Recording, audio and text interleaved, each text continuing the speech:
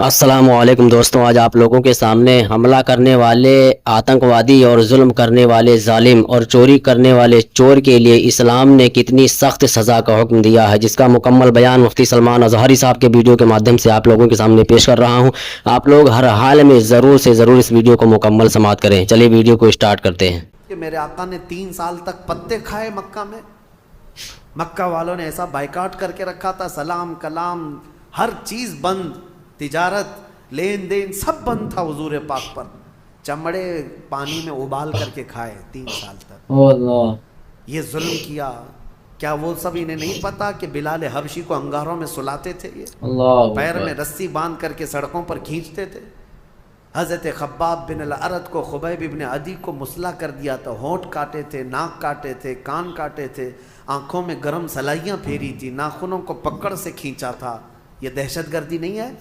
بالکل۔ اور ایسے حالات میں جب رسول پاک ہجرت کر کے مدینے چلے گئے تو یہ ظالم وہاں پر بھی جانے لگے، کہاں؟ مدینے کو بھی اجاڑنے کے لیے۔ اب بتاؤ، اللہ کا حکم نہیں آئے گا کہ ایسے آتنکوادی جب بھی مدینے میں آئیں پکڑو ان کو؟ اور کیا کرنا چاہیے؟ یہ انصاف ہے یا عدل کا تقاضا ہے؟ آج بھی میرے ملک کی اگر حفاظت کی بات پوچھے گا مجھ سے کوئی، میں یہی کہوں گا کوئی دشمن ملک کا آتنکوادی اور یہاں میرے ملک کو نقصان پہنچانے کے لیے آئے گا، بغیر سوچے سمجھے ہم آرڈر جاری کرتے ہیں اگر ہمارے پاس پاور ہوگا۔ ہاں، اور دوسری بات، اس آیت کو یہ لوگ لے کر کے بہت واویلا مچاتے ہیں، کافروں کو مارنا ہے، کافروں کو مارنا ہے، قرآن میں لکھا ہے، قرآن میں لکھا ہے۔ یہ کس کے لیے حکم ہے؟ ہر مسلمان کے لیے نہیں ہے۔ جو صاحب اختیار، جو پاور والا ہے، جو سزا دینے کے اختیارات جس کو ہیں، اس کو حکم دیا گیا۔ جی بے شک۔ چوری کرنے پر قرآن میں ہاتھ کاٹنے کی بھی سزا ہے، لیکن یہ نہیں ہے کہ ہمارے گھر میں چور رات میں پکڑا گیا اور میں چاقو لے کے رات میں کاٹ ڈالوں، یہ نہیں ہے۔ اسلامی حکومت بھی ہے تو چور کو پکڑو اور لے جاؤ حاکم کے پاس پیش کرو، حاکم پھر سزا دے گا، یہ نہیں کہ ہر گھر والے چاقو لے کے بیٹھے رہے۔ تو اسلام میں سزا دینے کے بھی جو احکام ہیں وہ حکام سے ریلیٹڈ ہیں، جی جو صاحب اختیار ہے وہ سزا دیں گے۔ تو بہرحال آپ اس بات کو سمجھیں، بہت مرتبہ میں نے اس کا کلیریفیکیشن دیا ہے کہ قرآن میں جو آیتیں آئی ہیں وہ قتل کے لیے ان کا ایک بیک گراؤنڈ ہے، ان کا ایک پس منظر ہے، وہ ایک خاص وقت کے لیے ہوئی تھی، اس وقت کے کیا حالات تھے، یہ سب پڑھنا چاہیے، پھر قرآن پر انگلی اٹھاؤ۔ اللہ کریم ہم سب کو حقانیت پر قائم رکھے اور حق بولنے کی توفیق عطا۔ آمین۔ میرے عزیزو، جہاد کے سلسلے میں بھی آیتیں آئی ہیں، میں کھل کر کے بتاؤں گا۔ یقیناً جہاد ایک مقدس لفظ ہے، نبی پاک صلی اللہ تعالیٰ علیہ وسلم نے جتنے جہاد فرمائے ان میں اکثر ڈیفنس کے لیے بھی ہوئے ہیں، ڈیفنس کے لیے ہوئے ہیں۔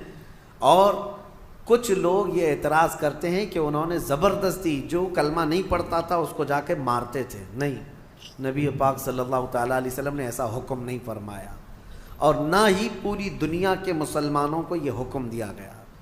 آج مجھے آپ یہ بتائیں، ہندوستان میں ابھی یہ کہتے ہیں ابھی تمہارا پاور نہیں اس لیے مارتے نہیں ہو، اور پھر جو پاور تھا 700 سال تک تب کیا کی؟ کیا یہاں کے ہر مندر کو توڑ دیا گیا؟ نہیں۔ کیا یہاں کے سارے ہندوؤں کو ختم کیا گیا؟ آج بھی میجورٹی ہندوؤں کی ہے، ہر زمانے میں رہی ہے، اس زمانے میں بھی تھی۔ ہاں، کچھ مندر اگر ٹوٹے ہیں، کچھ مسجد بھی ٹوٹے ہیں، لیکن وہ جنگوں میں آپسی معاملات میں ہو سکتا ہے، ورنہ 1000 سال پرانے مندر بھی آج ہندوستان میں موجود ہیں، 1000 سال پرانی جن کی تاریخ ہے وہ آج بھی موجود ہیں۔ بنگال کی سرزمین میں، ہمارے کرناٹک میں جائیں، 800 سال پرانے مندر موجود ہیں۔ ان مندروں کے ساتھ چھیڑ چھاڑ نہیں کیا گیا تھا جب یہاں پر اسلامی حکومت تھی۔ میرے عزیزو، اسلام اس بات کا حکم نہیں دیتا۔ سیدنا عمر فاروق رضی اللہ تعالیٰ عنہ جب بیت المقدس فتح ہوا تو خود چل کر کے گئے تھے۔ میں آپ کو بتاؤں، بیت المقدس میں پہلی اذان ہوئی، نماز ہوئی، وہاں آج بھی ایک گرجا گھر، ایک چرچ ہے بیت المقدس سے قریب، کیونکہ عیسائیوں کی حکومت تھی، عیسائیوں سے مسلمانوں کے ہاتھ میں آئی بیت المقدس۔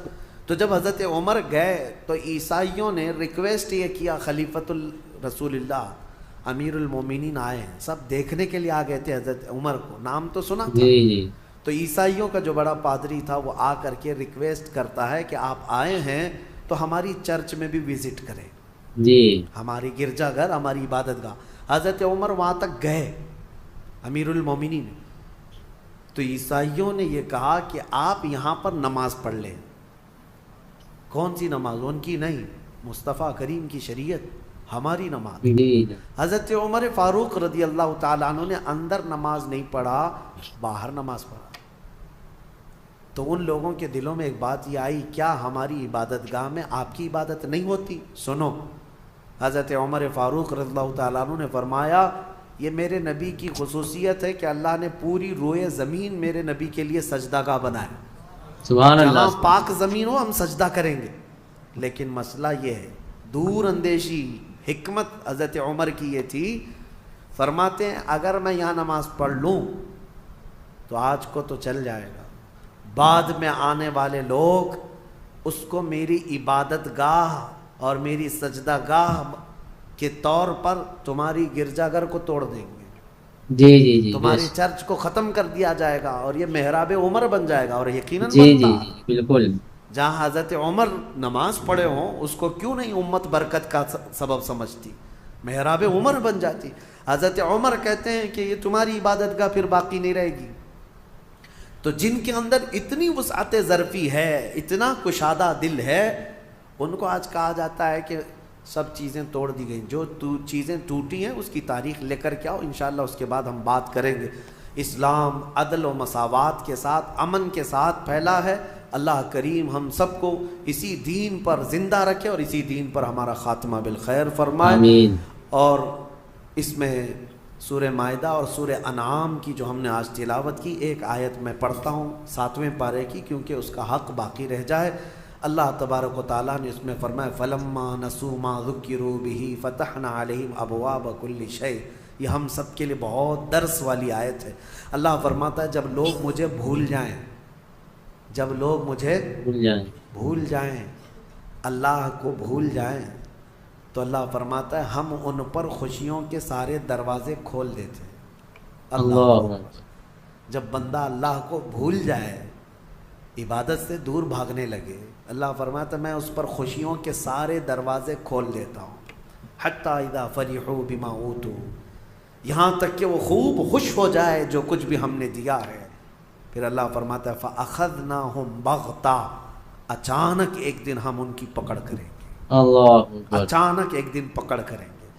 جب زیادہ خوشیاں آنے لگ جائیں تو یہ بھی ڈرو کہ کہیں اللہ نے مجھے ڈھیل تو نہیں دے دیا، جی جی میرے گناہوں کی وجہ سے مجھے مہلت تو نہیں دے دیا۔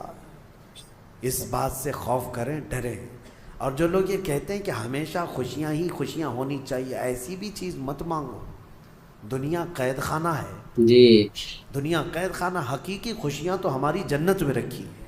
لیکن اس آیت کو سمجھو، اللہ فرما رہا ہے جب لوگ بھول جائیں تو اللہ ساری خوشیوں کے دروازے کھول دیتا ہے۔ اور جو دوسروں کو آج خوش دیکھ رہے ہیں کہ وہ کفار ہیں، مشرکین ہیں، ایک نماز نہیں پڑھتے، بڑی بڑی بلڈنگوں میں رہتے ہیں، تو میاں ان سے تم مرعوب مت ہونا، ان کی جنت یہی ہے، ان کے لیے ساری خوشیوں کے دروازے اللہ نے کشادہ کر رکھا ہے۔